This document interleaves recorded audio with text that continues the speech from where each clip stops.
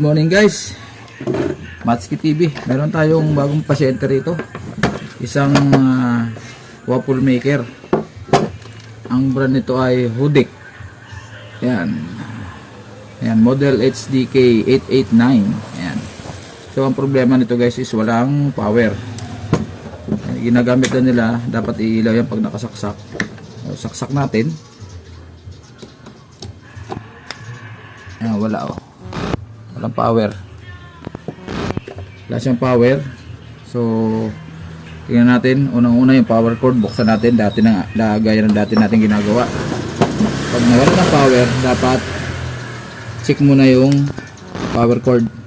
So ito, na-unplug na natin. Ito, tanggalin natin dito. Dito ang tornilyohan yan. Subukan muna natin dito sa power cord. Tingnan natin kung may continuity pa yung kanyang power cord. Ayan. So ito guys, ganun to. Naku, nakal pala. Ito muna tayo mag-start. Ayan, continuity check muna tayo. Ayun, check natin yung kanyang power cord kung parehas meron.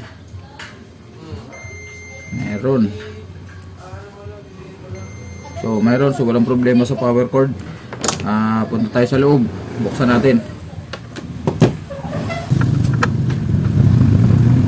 Tingnan natin kung may fuse sa loob. Sana may fuse. So ano ito? So continue to check tayo sa sa kanyang heating element. So meron kabila.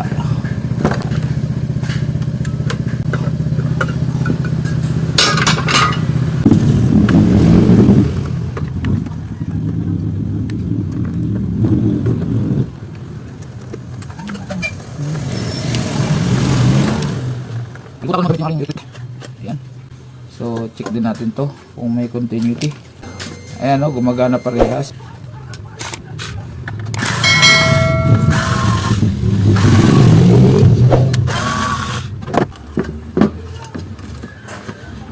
Ito, may fuse. Ito guys, may fuse to. Ito yung thermal fuse nya. So may pag-asa tayo rito kasi ito yung thermal fuse nya guys. Buksan natin to.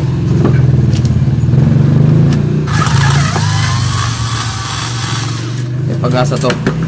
Kasi pag ganitong mga umiinit, automatic may fuse eh. Hindi ko lang nabuksan agad.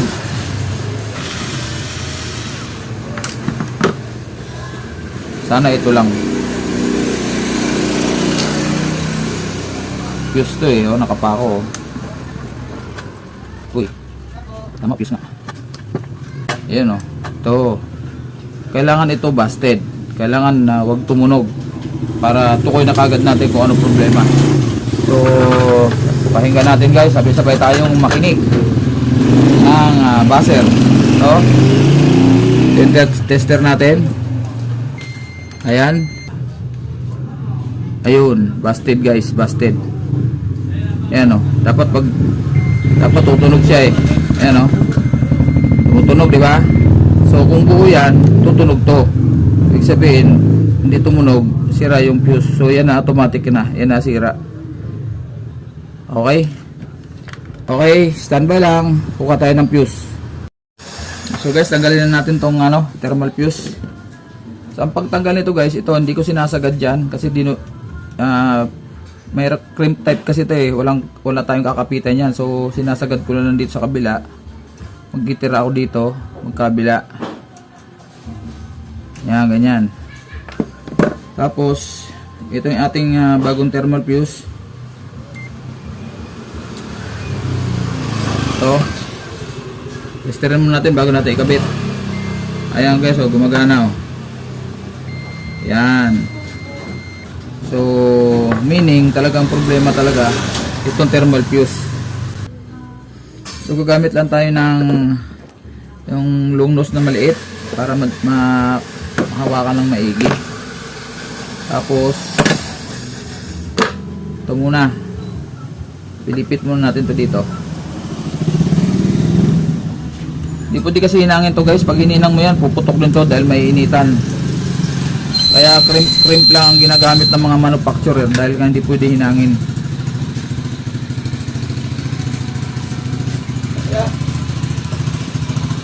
Kaya nagawa ka ng ceiling fan? Oo.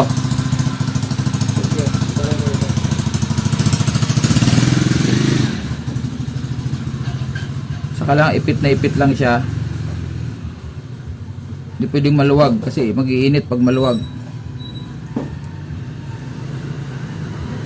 Yan. Ayun guys, ayun o.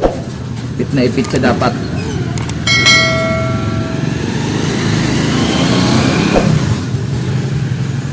Yan. Ayun guys o.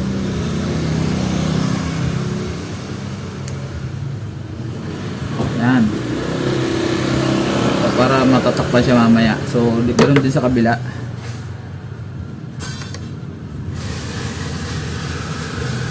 Malambot lang naman to guys. Ayan o. Tapos saka natin pipihitin ng maayos. Ayan o.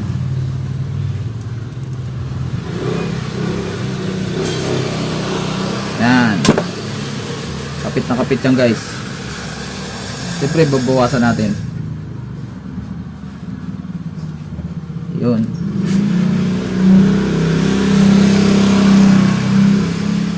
Yan. Yun.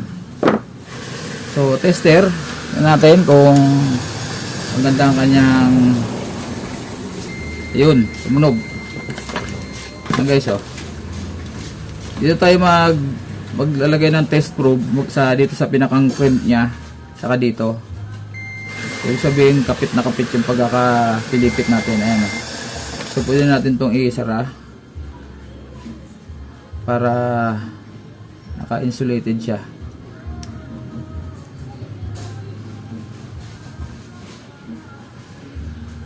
Ayan. Yun. So safe na siya. No? Mamaya tatakpan naman natin sa ilalim yan mamaya eh. Ayan. Dito yan sa kabila eh. Tapos siyempre babalik natin dito yan. Iipit natin yan. Tornilyo. Yan. Siyempre babalik natin to. Yan.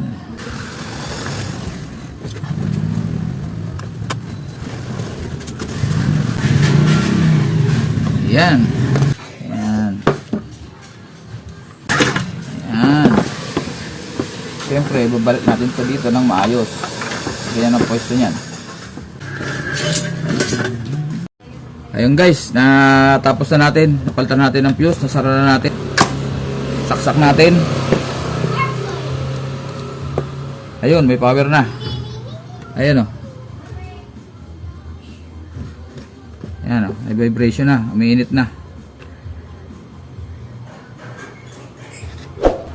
Ayan natin, mainit na. Ayun. Ayun, mainit na.